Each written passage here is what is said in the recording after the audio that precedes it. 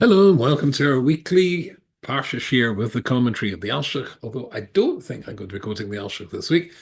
Um, so this is instead going to be the Rambam, the Ramban, and then the Rabbi Yerucham and his great teacher, Reb Simcha Zissel. I hope that's acceptable. But let's start, as we normally do, with dedications for people who could do with the Shlema. And as usual, let me tell you that if you'd like to demonstrate, sorry, dedicate or demonstrate your dedication to somebody, the memory of somebody whom you loved who has passed away, or if you would like to mark a celebration, a bar mitzvah, an engagement, a wedding, or any other good Jewish celebration, then please just send me an email to yy@askrabbiyy.com and I will be happy to dedicate the share for the person you have selected. Meanwhile, for those needing a refuah shlema, Chaim Mordechai Dov ben Esther, ben Yom Zev ben Yafa and Yenta, Rafael Chai ben Sora, Chana Gittel, bas Leah Malka, Uriah Chaim ben Chana Yehudis, Rochel Levana bas Shirley, Malka bas Fega, Chaya, and Elio Yaakov ben Esther. They should all have a refuah shlema. Okay. Well, we've now moved into the second Pasha, Voeiro, of the book of Exodus, the book of Shemais. And let's just review, I think, where we're up to with that. Last week I quoted the introduction of the Rambam to the second book of the Torah, the book of Shemais, the book of Exodus, in which he points out that everything that Hashem had designed, was fabricated, was created in the book of Genesis, the universe, the stars, and all the rest, and of course human beings. And then, as the book continues, then there is the special um, selection of a certain individual, Avram Avinu, and then his children, to have a special role, which is to be a light to the nations. So what we have is therefore a prototype of what the Jewish people are going to be, and then we move into the book of Shemais. So it's a little bit like, I say, a prototype. And then once you make a prototype, a new airplane, a new car, as I mentioned last week, I think, then it has to be to have a test flight, or in fact, many test flights to stress it and test it to see its resilience, its strengths, and where it may be weak, and where those weaknesses have to be redesigned or reinforced, etc., etc. The book of Exodus and the rest of the Torah is the application, the putting into reality, into action, the plans that Hashem had created in the book of Genesis. That's what we said last time. So, of course, when you're testing a new car, or particularly testing a new airplane, the more rigorous, the more stress you can subject the plane and its various parts to, the better it is. And the better it's going to show its airworthiness, its sustainability over the long run, and the vibrancy of its engine and all that sort of stuff. So the rule is obviously the more rigorous, the better. So Moshe, the new model that we've been talking about, the new model created in Bereshit, when it's tested, when it's first tested, it seems to be maybe a poor design after all. So Hashem appears to Moshe and tells him that he's got a job for him to do. Moshe demurs. Moshe doesn't really believe in his abilities to do what Hashem is asking him to do. Moshe doesn't believe that the Jewish people have the abilities to accept his mission either. And then the Jewish people themselves, they don't believe in themselves. They've got all sorts of counter arguments why this can't possibly be right, and how we couldn't possibly get ourselves out of this mess that we got ourselves into, as they reply. And the Medrash says, Egypt's full of our idols, our idolatry. And indeed, that's a point that the Malach of Mitzrayim is going to make when the Jewish people come to the Yam Suf very shortly. And he's going to say, "What's going on, Rabban Shalom? I thought you were just. I thought you were fair. My people, indeed, I'm the angel of the Egyptians, and my people are despicable and horrible. I agree, but so are yours, just as despicable. And my people worship the sheep. There's idols all of their idolatrous dedications all over Egypt, but they're the same idols in your people. So they don't believe that they are worthy of getting out. And then at the end of last week's Sedra, Moshe Rabbeinu comes back and challenges Hashem. Lama hari osalam, why have you done evil to the Jewish people since the moment you sent me to Paro? Things have not got any better. There's no improvement. In fact, there's an enormous deterioration. Things have got much, much worse. So that shows that, as it were, the model, if we were to stop the story there and not know what comes next, you'd have to imagine that this massive project to build this new machine, the Jewish people, has been a failure. But Hashem doesn't react that way. So in Parshas Voeiro, just I think worth reading just to get us into the feel of it and to speed things up, I think I'll just read the English translation in my trusty art scroll. V'daber Elokim el Moshe, v'yomer lo b'nei Hashem, which is, of course, God spoke to Moshe, and he said to him, I am Hashem, I appeared to Avram, and to Yitzchok, and to Yaakov, as Kel Shakai, with the name Kel Shakai. But with my name of Hashem, I did not make myself known to them. Moreover, I established a covenant with them to give them the land of Canaan, the land of their sojourning, in which they sojourned. Moreover, I've had the groan of the children of Israel whom Egypt enslaves, and I've remembered my covenant. Therefore say to the children of Israel, I am Hashem, and I shall take you out. Shall. Ooh, I hate this ancient in the form of English translation. I will take you out from under the burdens of Egypt. I will rescue you from their service, from the slavehood. I will redeem you. I keep saying shall. I will redeem you from with an outstretched arm and with great judgments. And I will take you from me as a people, and I will be a God to you, and you shall know that I am Hashem, your God, who takes you out from under the burdens of Egypt, and I will bring you into the land which I raised my hand to give it to Avram, to Yitzchak, and to Yaakov. Turn the page. And I'll give it to you as a heritage. I am Hashem. Okay. So Moses spoke accordingly to the children of Israel, but they did not listen. Because of the shortness of breath and the hard work. That's, of course, everything I've read there in English is I can read English translation, but it's not letting us see the hints that there's so much depth there if I'd read it to us in Hebrew. But I just want to point out, I just wanted to get to this bit. After all that assurance, the Jewish people still aren't getting it. The Jewish people are still not up for this or up to this challenge. And therefore, by definition, they're going to need more testing. They're going to need more of the process they've had before in order to test them, in order to, and again, the more stringent the test, the more likelihood that the final product is going to be robust and can pass the test of time. Of course, that would be millennia, taking us as we are to the moment that we're in now, and will be until Bias Mashiach. That's the story where we're up to so far. Fine. So the Jewish people are too weak or too weakened.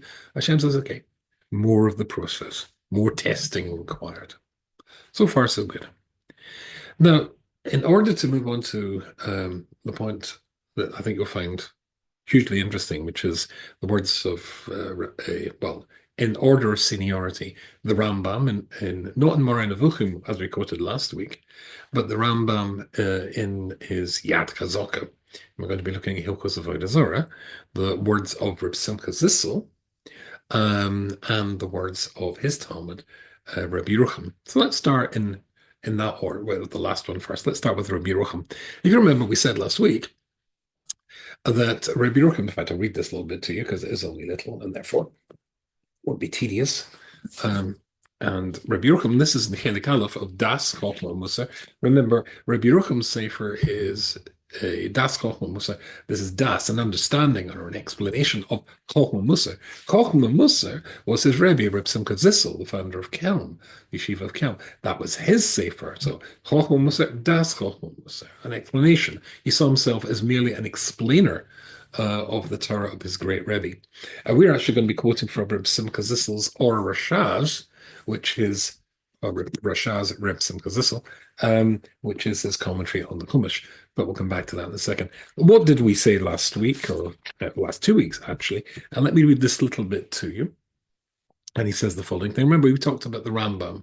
He said, don't call the Rambam a philosopher. Let's just jump in there. Chalila lashav Rambam hoya philosoph. It is forbidden to accuse the Rambam of being a philosopher. If you remember last week, I told you if you go to the Rambam's home city in Spain, in Cordova, you will find a statue of him outside. Incidentally, I have one of these. I'll point. I'll show you it, and then if I just move my camera, there you can see that is picture as my uh, son and grandchildren and me. Probably can't see very much. They're good. I was hoping it would move at the engagement of my granddaughter and her wonderful husband, Shlomi Berlin, father from is the Robin Melbourne, Australia. Why am I telling you that? Oh yes, and when I was saying this last week, by coincidence, a picture of me standing at the Rambam, the statue of the Rambam in Cordova, popped up on that screen, that photograph screen. I wonder what it's called. Get the idea. And I said at the bottom, it calls him a philosopher, a politico, a politician, and a medico and a doctor. It just Spanish just can't get away from this anti-Semitism. It just can't bring themselves to see there's also a rabbino, a rabbi. So here he says, Chas Shalom, to say that he was a philosopher. Let me remind you of what he said. Philosoph. This is going to be important. This is really going to be our springboard for this week's share.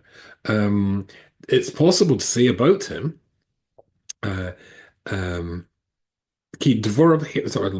sorry, pause, panic. Yes. Chas v'sholem, to say that the Rambam was a philosopher, that's a definite no-no. Don't say that. Everything he said was Torah, rather. He's called him Dibri Torah. All the words of the Rambam were Dibri Torah. Ve'in behem shum shaychus of philosophia. There's nothing in the words of the Rambam which has got any connection to philosophy, or not quite. Onum HaRambam zal hashiv es philosophia obira mashavasayim. You can say about the Rambam that he was a master, or he was totally familiar with all of the works of philosophy in the world at that time. The classic Greek philosophers like Aristotle, Socrates, Plato, and others. Onum HaRambam zal hashiv es philosophia obira mashavasayim. He understood, he was familiar with it, and he explained it, accepting bits which were endorsed by the Torah, rejecting the bits that weren't. Herech Isom, he was able to explain it. Mushum Shemi, and here's our critical sentence. It's quoting Rabbi Yerucham, talking about the Rambam. Shemi she'eno philosoph, because somebody who's not a philosoph, and here he doesn't mean a philosopher in the classic sense. He means a thinker. He uses the word in that sense. Somebody who's not a thinker, misha in a mash of klal. Somebody doesn't think about anything, which, sad to say, is probably the vast majority of human beings on the planet. They just go along merrily doing stuff without analyzing, without asking the question, why? What's that all about? Occasionally you get people who do question. I don't mean in the sort of like Hollywood TV type nonsense, and then I become a great revolutionary.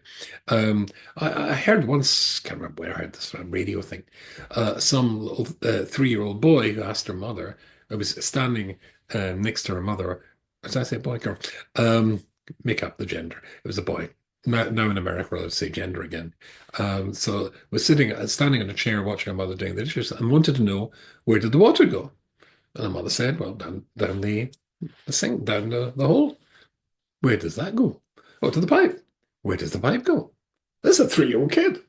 There's some people, you've got a challenging mind, who think, but they're very, very rare.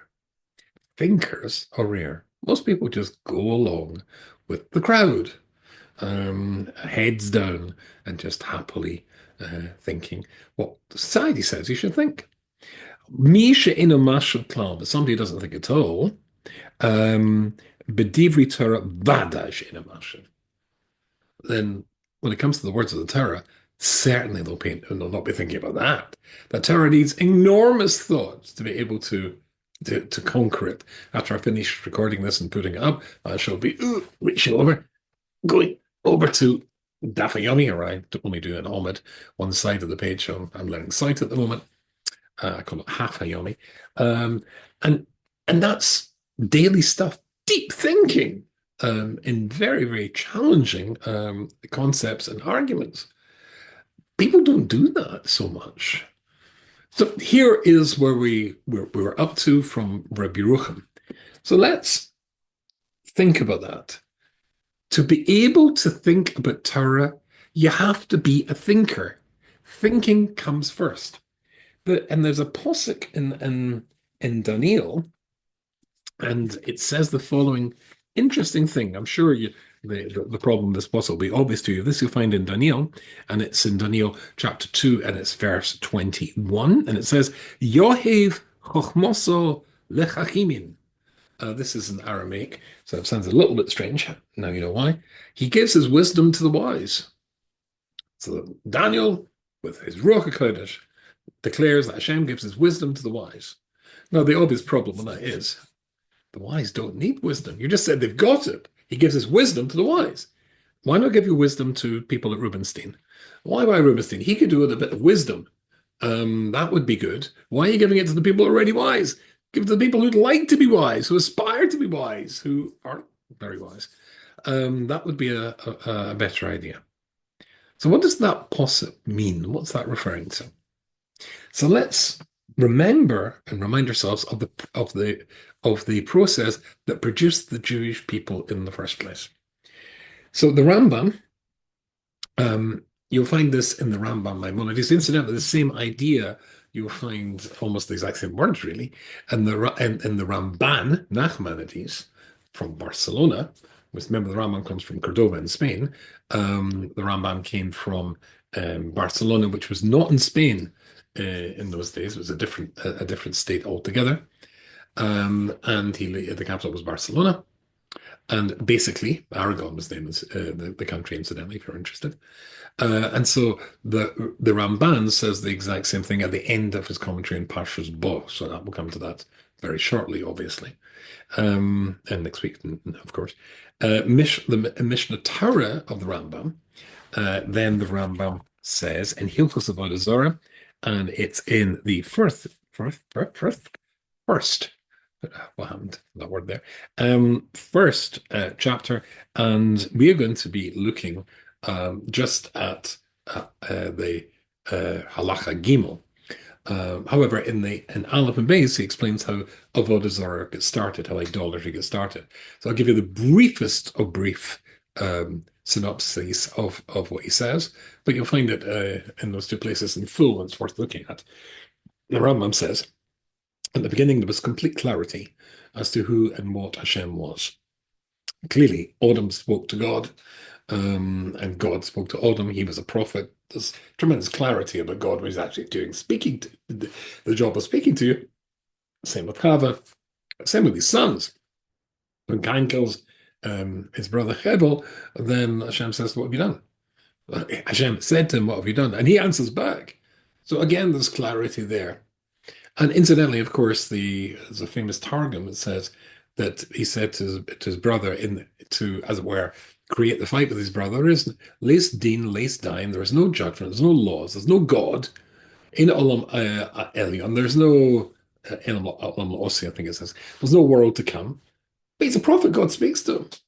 But again, if you don't want to believe something, you can generate any counter belief system in the world. That, as we've talked about many times before, is Rabbi Desta's famous explanation about how Bechir works in the first volume of Miktam Eliyahu. So that's certainly a rejection of God, but it's for different reasons. Maybe not such quite different reasons. Compared to the next generation, humanity has already become, says the Rambam and the Ramban, already confused as to exactly who God is, or what he is, and maybe he exists. And certainly most people thought that he did exist. However, but he can't possibly be interested in people like you and I. Hashem created the world. He's made the stars and the planets, as the Rambam says here. Lahanig esa olam. That's in Halacha Aleph, to control events in the world. The planets and stars do control events in the world. These are the mazolas, Mazel Tov. Um, and we know that even in the world of science, the other worlds, like the moon, although it is, of course, a moon, but other planetary bodies affect events in the world here. And we know many examples from the world of science. Obviously, the tides are affected by the gravitational pull of the moon, and many other examples of that phenomenon are too obvious to state. And therefore, God is another part of the universe doing whatever Hashem is doing, and He's set these mechanisms in motion to look after this planet. And don't be conspiracy and think that God's actually individually interested in you. Now, that, if you remember, was something that the Rambam argues about or points to in the third section of Moreh Nevuchim in chapter 51, which we spoke about in the last couple of weeks, when he says that that's one of the great challenges of the secular or the great philosophical world, that you can see by the fact that some great saintly people suffer terrible lives or lives of suffering, and others have delightful and uneventful lives free from stress, that God is not there controlling events because he would be able to make sure that there's a level playing field. And the Rambam said, well, that's just a terrible ignorance of how God works. But we've covered that in the last year, so let's move on from it now. Therefore, from this, then they started to be unsure of what God is. Oh, and the planets, he's left to be in charge. So therefore, we should connect to the planets. We should honor the planets. Just to be really, really scary and stick with the Rambam. And the Rambam in the Mishnah Torah, which is a halacha book, in the Saudi Torah at the beginning, he says that planets, in actual fact, are sentient beings, which is an astonishing statement. They recognize each other, they recognize Hashem, they recognize the Malachim. Planets are sentient beings. So I suppose it's not such a crazy idea that you should want to, as it were, have a relationship with them that control events in the world. And that's how idolatry got started. But as Rabbi Yerucham in his Das Chacham Musa says in several places, but Avodah Zarah, therefore, was a very real phenomenon that could do very real phenomena. It was able to do things that can make you rich, can make you poor, etc. This existed in the world. Very soon from that fundamental mistake that the planets are not independent of God, that God has not left control of the world, then idolatry expands and takes over the world until it becomes universal. And universal means universal. And to show us that, I want to read to you the Rambam in the third halacha here in chapter 1, and he says the following thing. After it talks about the birth of Avram, and then he says, after he is weaned, is in hiskel l'shoitet bedatoi, who cotton lashav b'yom b'layla. And astonishing thing, he was, even as a little child, then he was unhappy with the way the world seemed to be operating. And he was constantly thinking, his mind was thinking night and day. Now think about that little child, that little boy who wanted to know where the water went. That was Avram Avinu. I've told you many times before in Moreh Nevuchim that Avram Avinu, when he comes out from the cave, which has been hidden in by his mother, lest the king kill him, because he was warned using magical mazel powers. He had the ability to see, or was told that there was going to be a boy born who would challenge his rule. Then Abram, of course, is hidden in the cave. And when he comes out, he sees the world for the first time. And his mind, that mind says, how did this world come to be? 4 years of age. How did this world come to be? Different opinions of what age he was, but we'll keep it at that. And the memory, the Chovos says rather brilliantly, there's only a couple of possibilities. Either it made itself, or somebody made it. Let me examine the first one. Thought Avram Avinu. Day and night, according to the Rambam. It made itself. If I postulate that it made itself, I'd have to ask the question, did it make itself before it existed or after it existed? If it made itself before it existed, then how does nothing make something? And if it made itself after it existed, then it already existed. So neither work. you've got to come to the conclusion somebody made it. Boom. And that leads him, of course, to belief in Hashem. Okay, so that's the mind that we have. But let's read on a little bit because it's something very important for us to pursue here.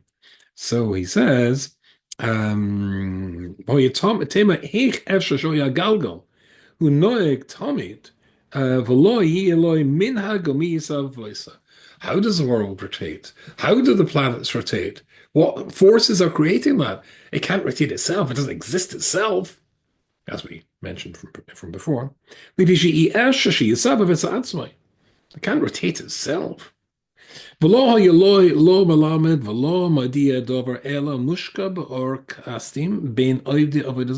had no teacher, nobody who he could go to with this question. He's living in a place called Ur Kasdim, a place full of idolatry, teaching and foolishness.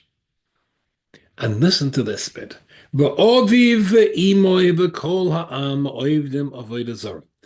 mother and his father, the Rambam telling us that Avram Avinu's mother worshipped Avodah Zarah is quite a surprising statement. Other opinions say that she was totally free of this. His mother was called Amasleah Bas Carnival, and it's a segula to actually mention her name. So I'll do it again, Amasleah Bas Carnival. And particularly for women to use to mention her name is apparently very good. However, a good thing to do, I should say. The Rambam writes this, and then let me read on.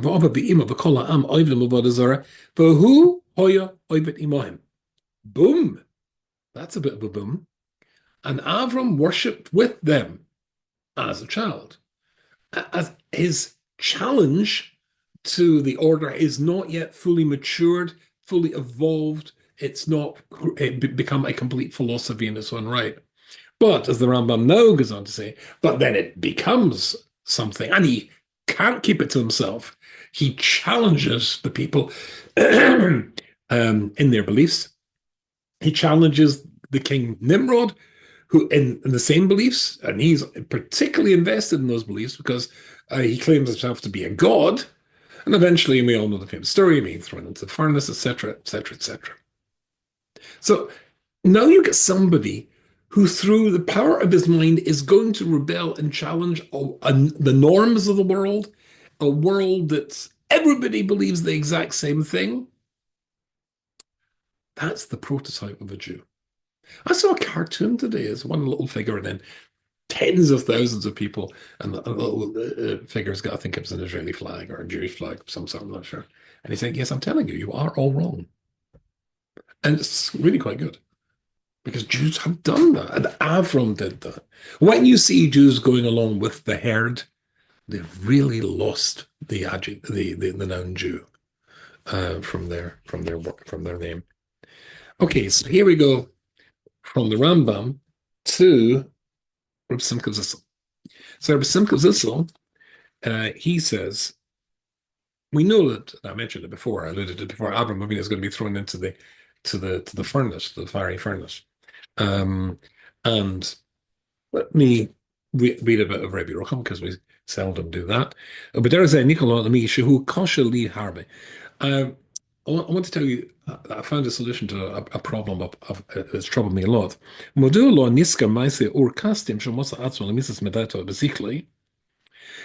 the list of the 10 tests of Avram Avinu, most opinions consider the first challenge, the first test of Avram Avinu, is when Hashem speaks to him for the first time. It says Lech Lecha. But Simcha Zissel says that all troubled me because there's another thing that happened before. He was willing to have himself burned to death rather than give up his beliefs. He was so convinced that his mind was right, and he was correct, that he would die in a horrible way rather than relent, recant, or compromise in any way with what he believed to be the truth. When he entered that furnace, he expected to die in appalling agony, but he didn't. So he says, why is it that the number one test? And he says more than that.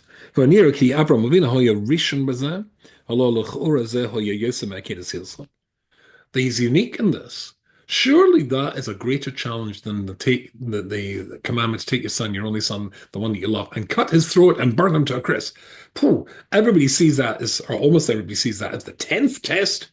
Something called Rabbeinu Yonah doesn't say, says that's the ninth test.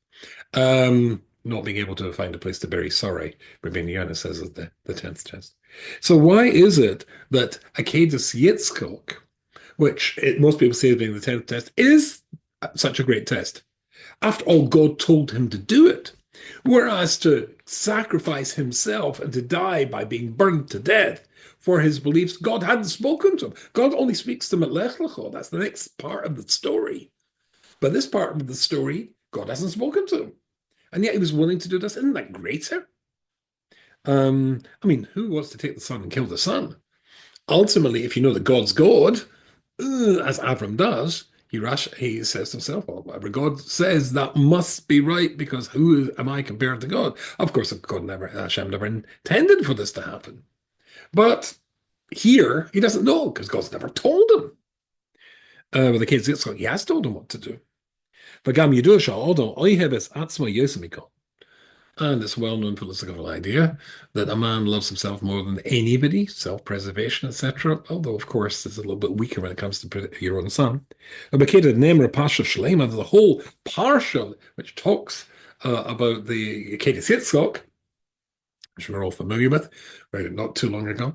A whole part of the Torah. But the story about Ur-Kasdim is merely a hint. It's only mentioned in a hint. Avram was in Ur-Kasdim. Doesn't say what happened to Ur-Kasdim. Ur-Kasdim was the place of the furnace which he was thrown into. Okay, so he says it's mohel tamim, astonishing, a sheer, a philosoph nifla gazeh, that this philosophy, this thought process that Avram Avinu has engaged into from the age of 4 and has brought him to this moment is not mentioned as one of the great tests of Avram Avinu. Now listen to what Rabbi Yerucham says. So if we accept my premise that this is a greater test than Akedas Yitzchok, and as I said, it's got a whole bit, and we talked about the greatness of his mind, why isn't this mentioned then?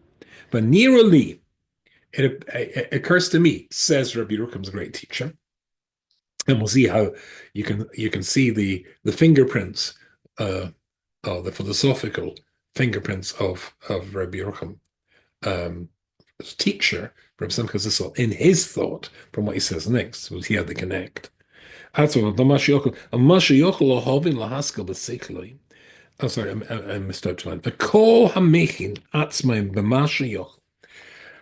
The answer is to this question of why this is not counted as one of the tests of Avram Avinu, because when a person has tried and stretched themselves and worked on themselves day and night almost, or as it were in Avram Avinu's case, to understand and to use their brain to the maximum potential to discover the nature of the world and the truth of the universe,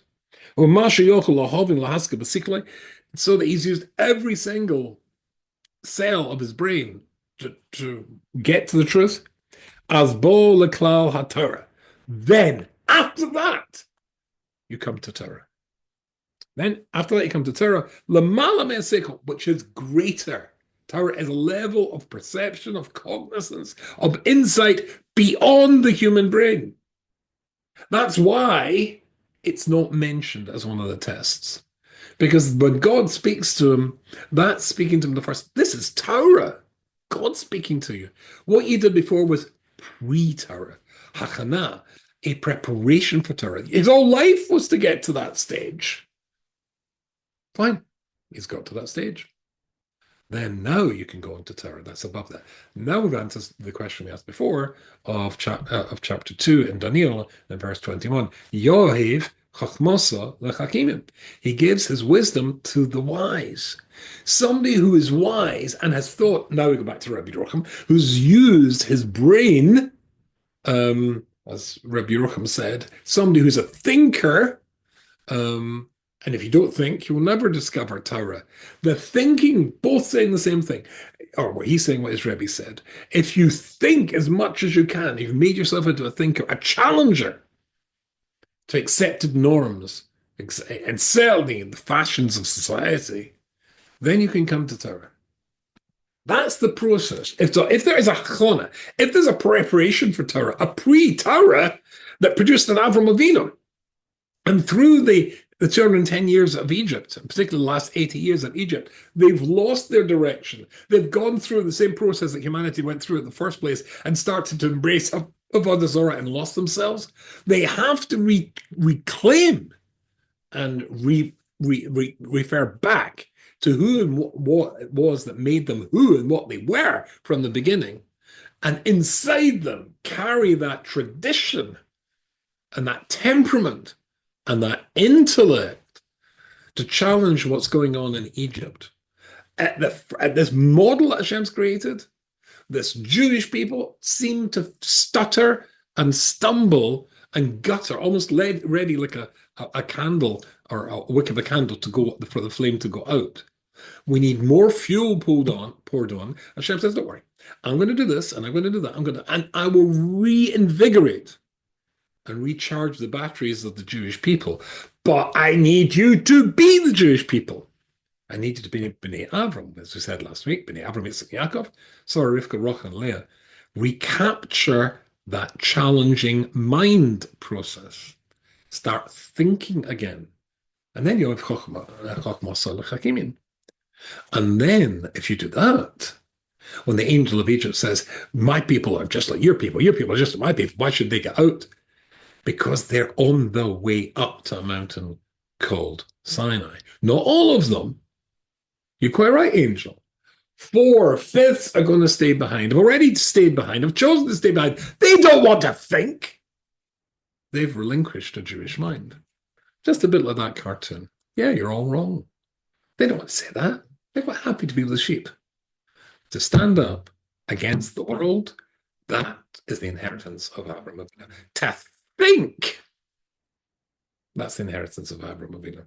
The Jewish people need more of the medicine, more testing before they can come 7 weeks later to Mount Sinai. Well, after they leave, we've got another couple of parshas till we leave, and 7 weeks later, in 49 days, stand at Mount Sinai and get the Torah. The thinking of themselves leads to something which is beyond themselves. Hashem's Torah, Mount Sinai. I shall see you again, hopefully next week. Wish you all a wonderful Shabbos.